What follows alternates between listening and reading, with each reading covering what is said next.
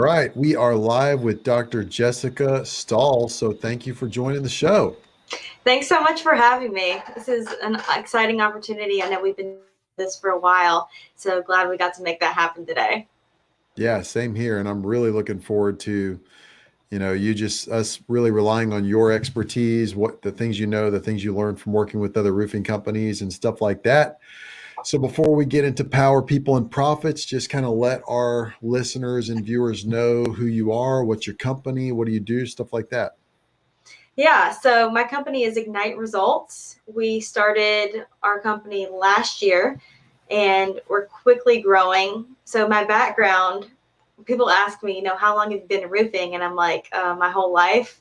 So I come from a roofing family. So that's really how I know the industry very intimately. But I spent my whole life trying to get away from roofing.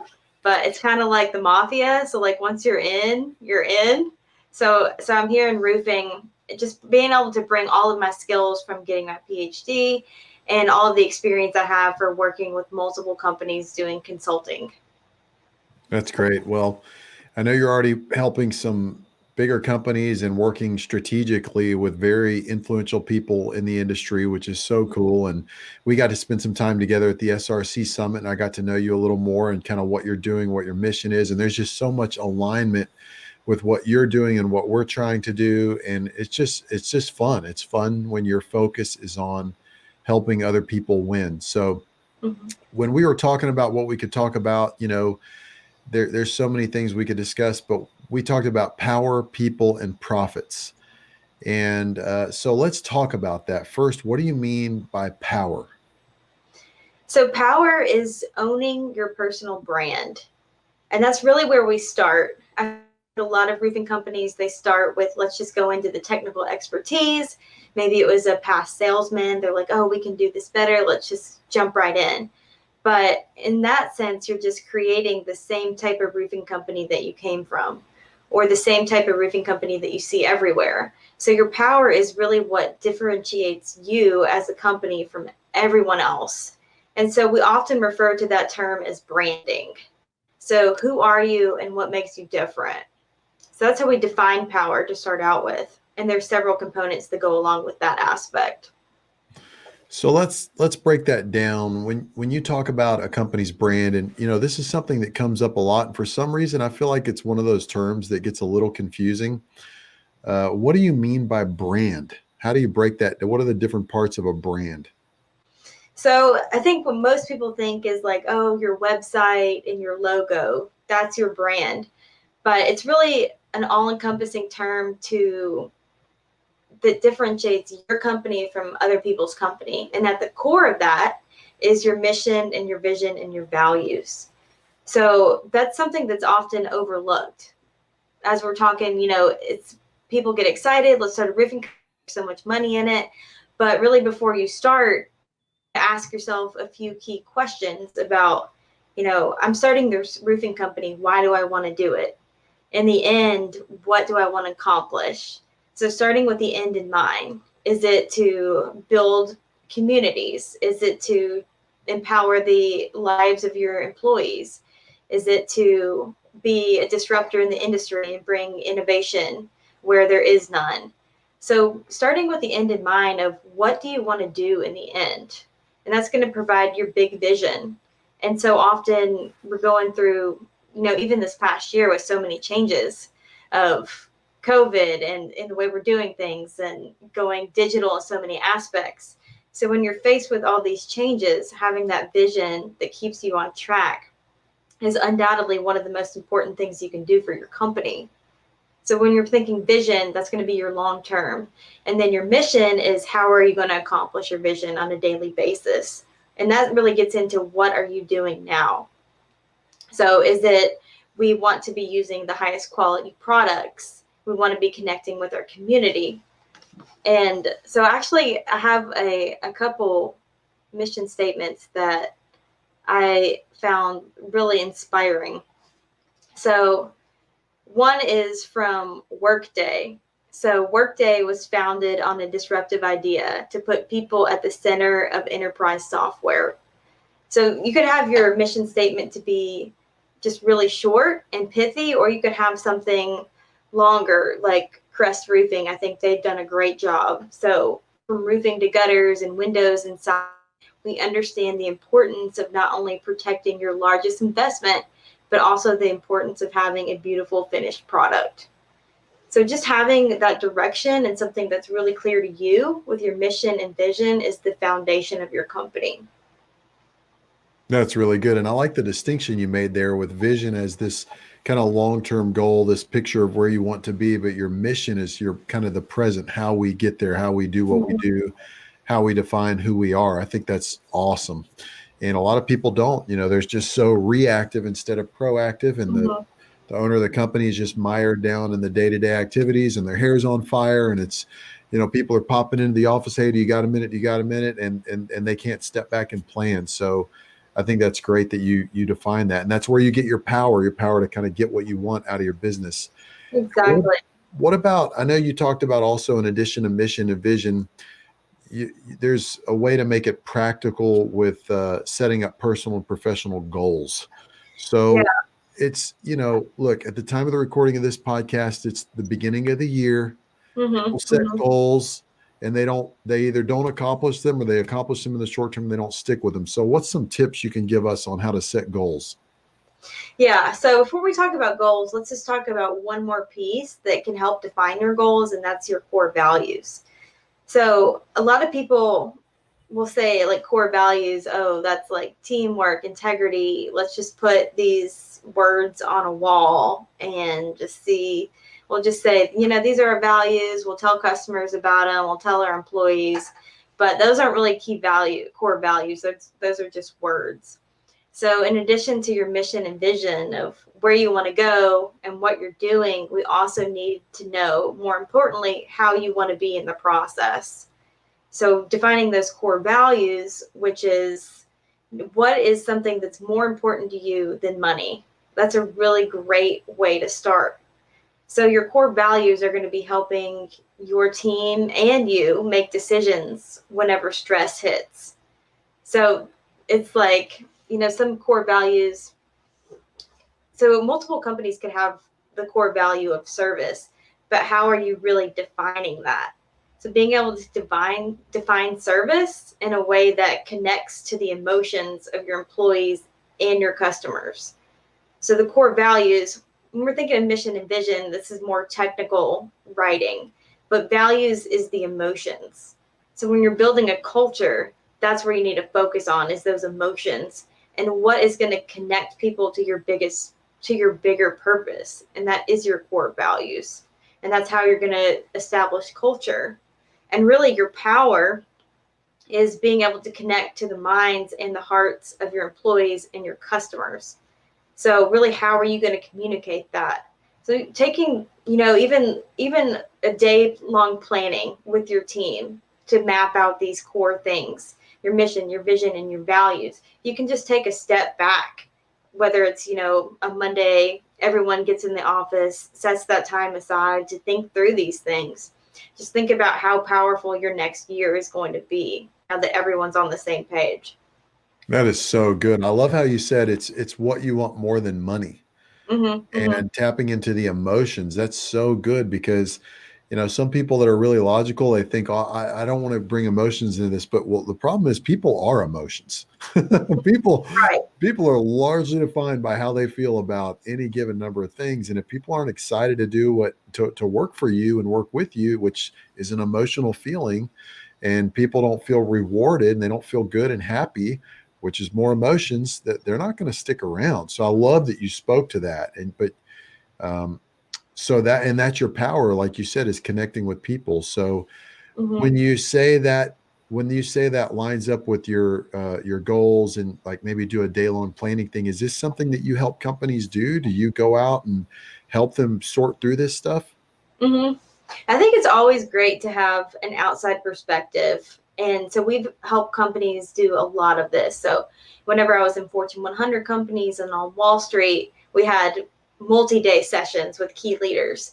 And it's not just something that is built for Fortune 100 companies. This applies for all small business. And we've had a lot of success starting companies in the consulting process with these questions.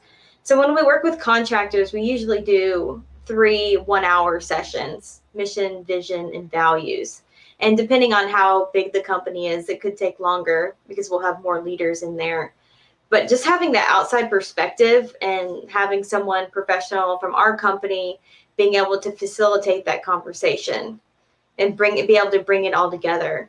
And a lot of times, contractors have so many great ideas, but being able to ask the right questions and narrow down exactly what we want to do in a few sentences, that's where your power is going to come from.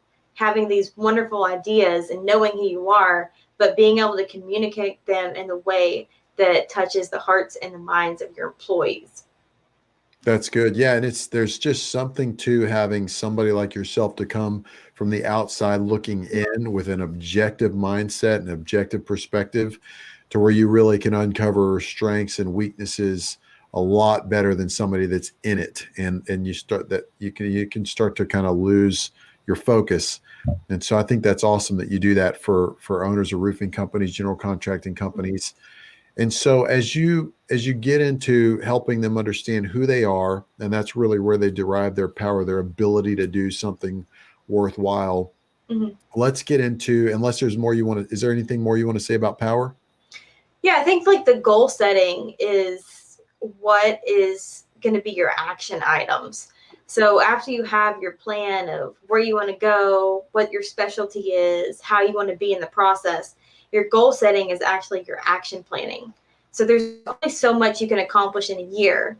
So when I work with my clients, it's a lot of big dreams. So we want to expand into 3 new markets. We want to go from 2 to 15 million this year. We want to add a lot of new products. We want to, like, sky's the limit of all these things we want to do.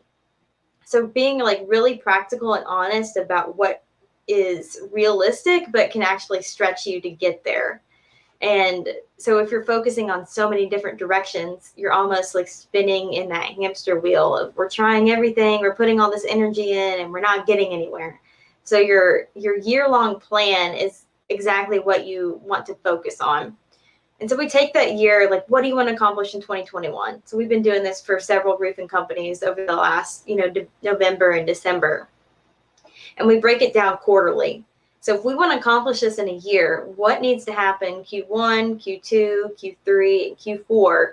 And what are the key performance indicators? So if we want to be making 10 million by the end of the year, what do we want to make in Q1, Q2, Q3? And how do we know if we're getting off track from that?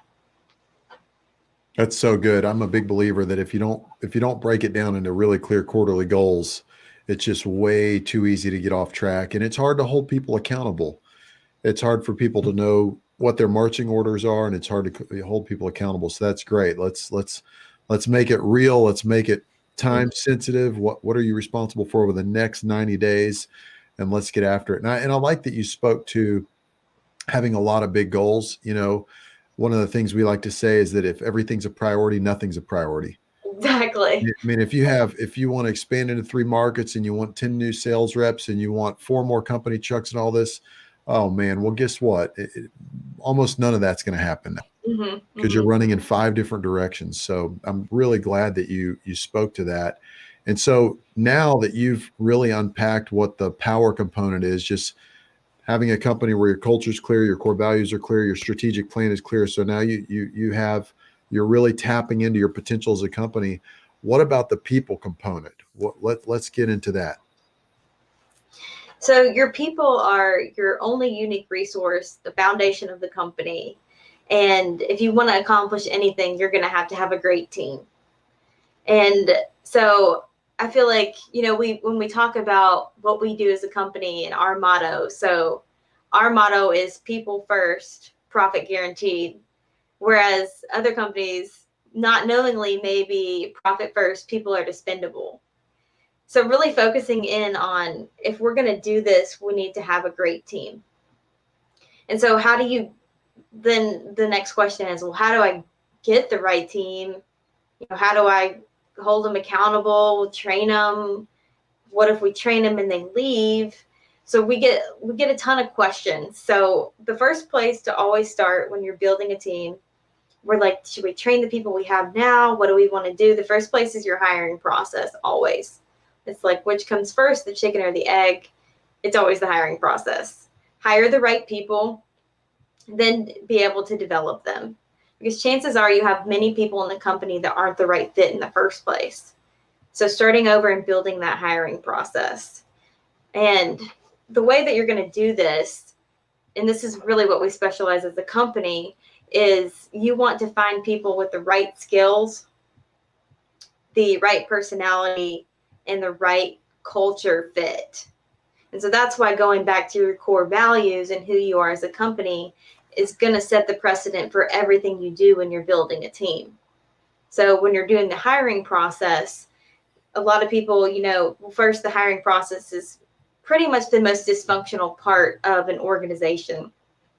So instead of, sometimes the hiring process is get as many people as we can, and we're just going to throw them out into the field, and 1 out of 10 is going to stick. So it's like so excited we're going to have a 90% failure rate. Let's go. Yeah. Yeah. And as a potential employee, it's like, yeah, that's not intimidating at all. Yeah. No training, just, you can breathe, you can hold a pencil, we'll just try them out. And so that's one of the most damaging things you can do to a company. And people are like, they're going to leave. Our sales reps are going to leave. So let's not really invest any time in our hiring process. It's not even, training's great, but that's kind of overrated. So just send them out there. They'll figure it out. They have a manual or not, see how it goes. And so when I start talking to contractors, I'm like, think about as if you're buying a company truck. So you wouldn't just go to any dealership and just say, this one has a nice paint job, let's bring it home. So you're going to check the Carfax, you're going to look at the mileage, you're going to talk to the dealership, Kelley Blue Book value. You're going to do so much to be able to vet even a company truck. And, that company truck is going to be on the road and it represents you. It's going to be wrapped in your logo. It's the same thing when you're hiring an employee. So they're going to be in your company shirt at customers' houses. So with each new hire, you want somebody to be able to represent that brand. And we're like, oh, 7 new hires, they don't work out. But those are 7 people that are unqualified that are going to your customer's house. And with one of those, you have 1 safety incident, or you have 1 customer that leaves a terrible review.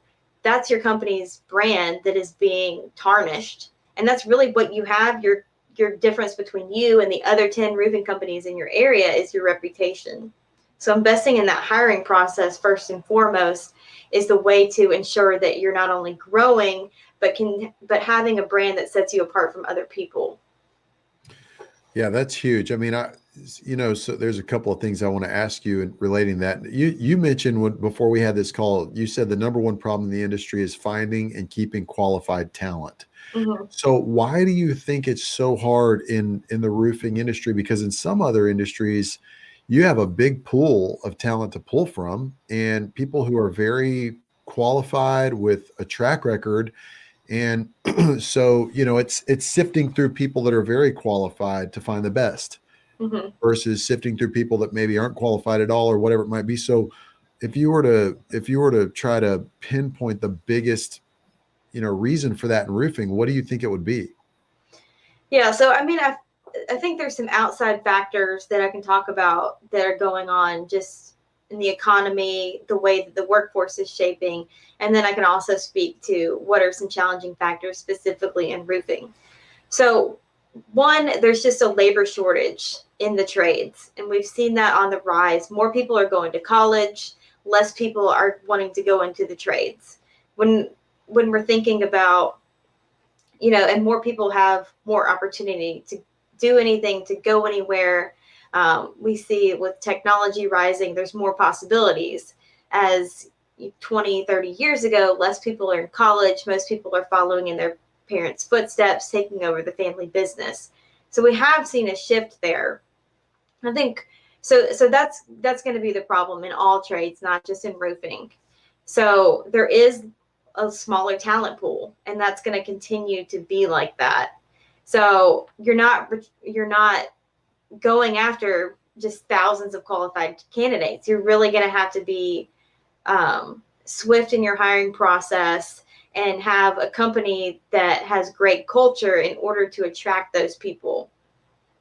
And as we can see just with the stats going on, I mean, the baby boomers are leaving roofing, retiring out of the workforce. And so you have a new generation of employees coming in. So you have your millennials and your centennials, the generation after that, and they want different things out of their work experience.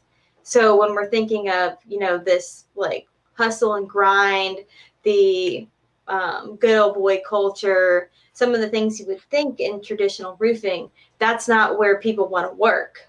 And so if you want to attract the right employees, you're going to have a shift in your company. So that's where your culture comes in. And two of the things that when you're thinking about attracting a new generation of people, there's two major things. So one, they want a path of clear development. So they want to know when they come into the organization, what can they expect to grow in the next year and where can they go in the next 5 years. So they want a place where they can grow and develop and learn. So being able to clearly lay that path out, whether it's a sales rep to a sales manager to owning your own territory, or having an admin that wants to rise up to the ranks to an office manager, how can you develop those people and what type of opportunities are you going to give them? So that's number one. So development, that's what is the number one reason how you're going to attract a millennial or a centennial to your organization is development opportunities. The second one is being able to connect their job to a bigger purpose. So they want to know that they're making a difference. So development and making a difference, like what is your purpose? And that's a huge shift of we're not just coming to work, spending our 40, 50 hours here. We want to know how we're contributing to the overall success of the company and the community. And that also goes back to your core values, how you're going to do this, your mission and your vision and your values, which is why we start with that as your foundation. People want to know, how are we connecting to something that's bigger than ourselves? Well, here's our vision. And how are we going to be developing? It's like, well, here's our mission of what we're doing, and here's where you fit in. And as far as your culture, they want also a sense of community. So how are you going to be able to provide this to us? It's not just a job, it's a whole experience that they want. So, and some companies are like, well, we don't want millennials, we don't want centennials, they're entitled. I would say, yeah, this is probably true that some of the stereotypes hold up, but you don't have a choice. So when you want top talent in a new generation of, sales reps or office people, you're going to have to make that shift. And begrudgingly or not, whether we like it or not, we're going to have to make that shift.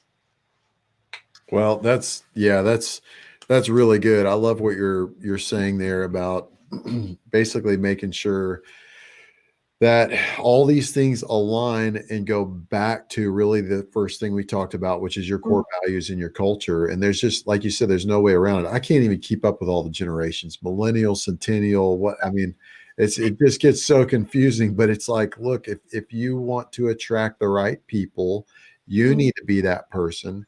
You need to surround yourself with those kinds of people. And next thing you know, people are going to be coming to you. They're going to want to work for you because they will have heard somebody say, I love my job. I love my boss. I love my company. It's rare to hear stuff like that. But if people really take the advice you are giving today and they start forming that kind of leadership within themselves and that kind of culture, it will happen. It will absolutely happen. And I really like that you spoke to about the potential, because I remember I was at a company one time and I was in sales and I was their top account executive working on the biggest deals. And I remember one of the owners said to me one time, we were just talking about thinking long-term. He's like, you'll probably never be like VP of sales or in a C-level position at this company, but here's what we think we'll see with you. And immediately I thought, okay, then I'm looking for other opportunities. Because I don't want to be limited. Like, I don't want to be in this role the rest of my life. I want upward mobility or equity in the company or whatever. And so, definitely for people that are more entrepreneurial, especially, you've got to give them some kind of incentive to Mhm. be part of that growth.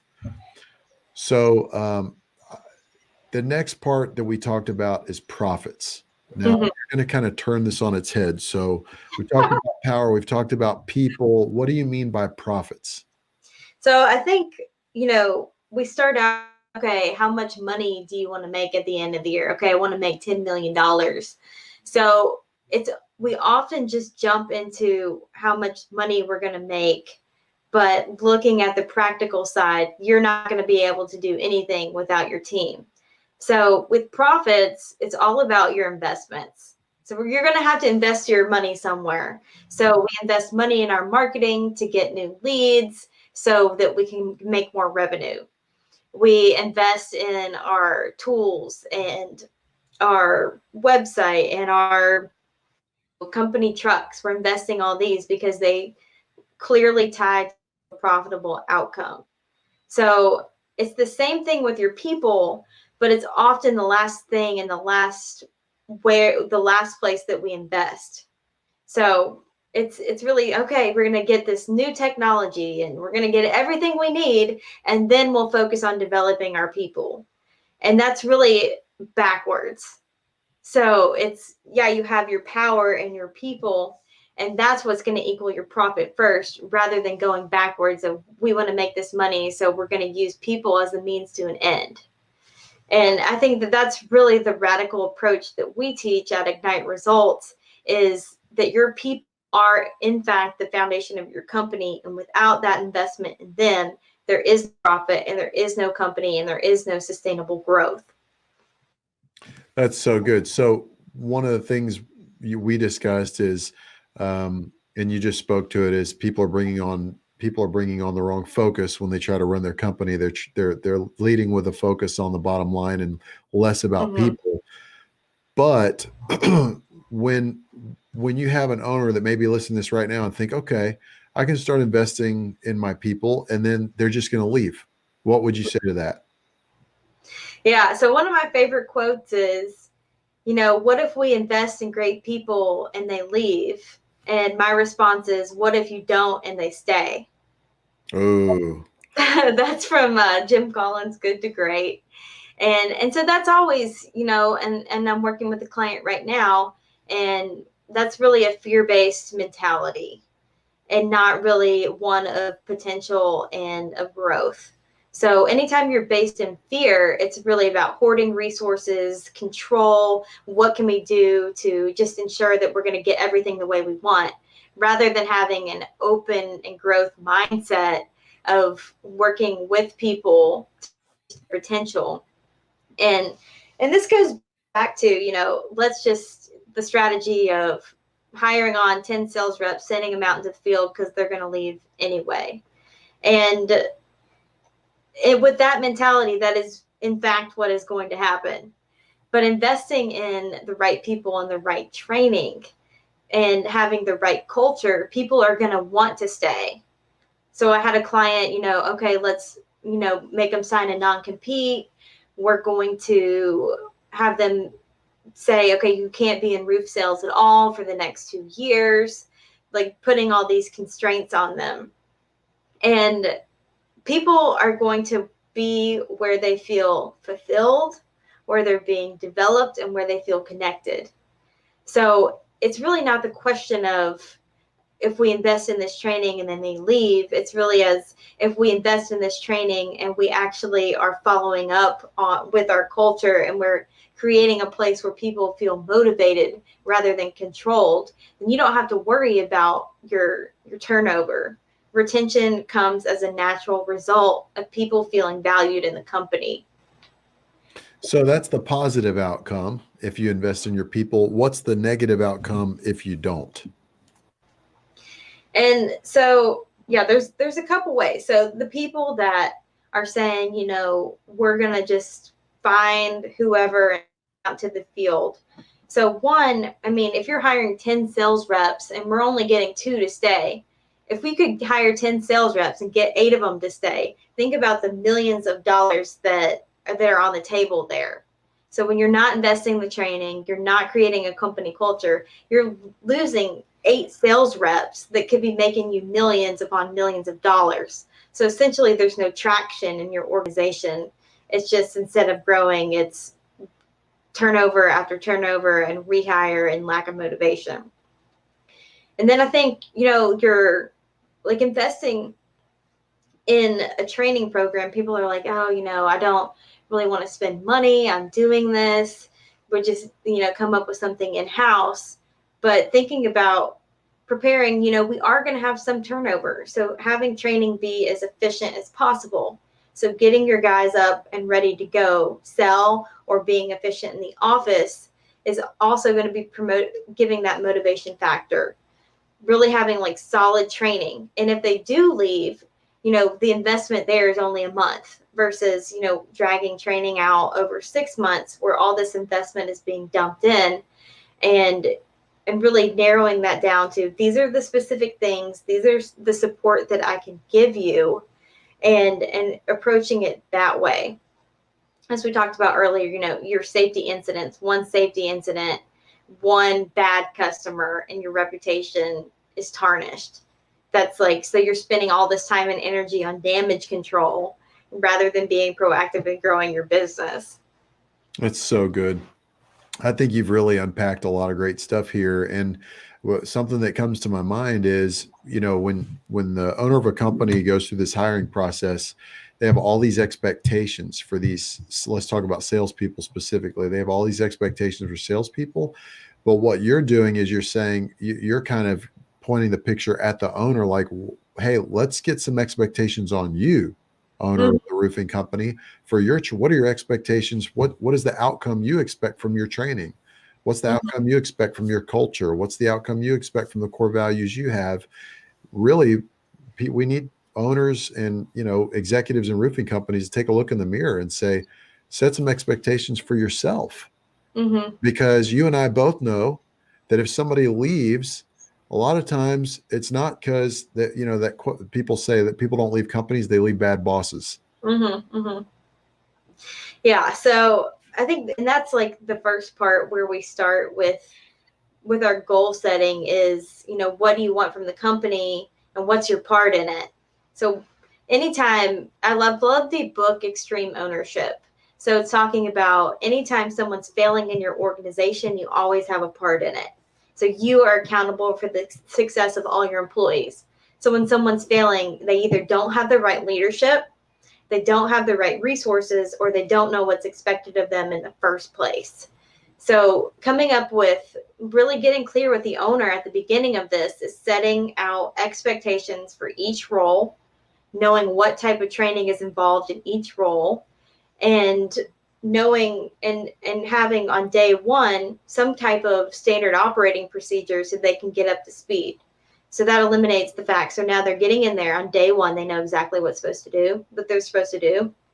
And they know exactly, we're getting training in the first 30 days on your AccuLinks or whatever CRM you're using. We're getting you up to speed on the sales training, and we're giving you all of the information you need to be successful. And then having a manager, whether it's a sales manager or the owner for smaller companies, to be able to give the proper accountability as well as motivation in the process. Because you are right. When you have someone leaving the organization, people are like, okay, they always say we're leaving for more pay, but that's usually the trigger. The gun is actually not having great leadership and resources in the company.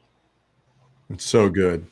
Well, I know all of you listening, and as people watch this video live and watch the replay for years to come, you've gotten a little taste of what it's like to work with Dr. Jessica Stahl. So I'm sure some people are thinking, okay, I'd like to talk with her more. She's just unpacked some stuff I want to go way deeper on. How can people get in touch with you and Ignite Results?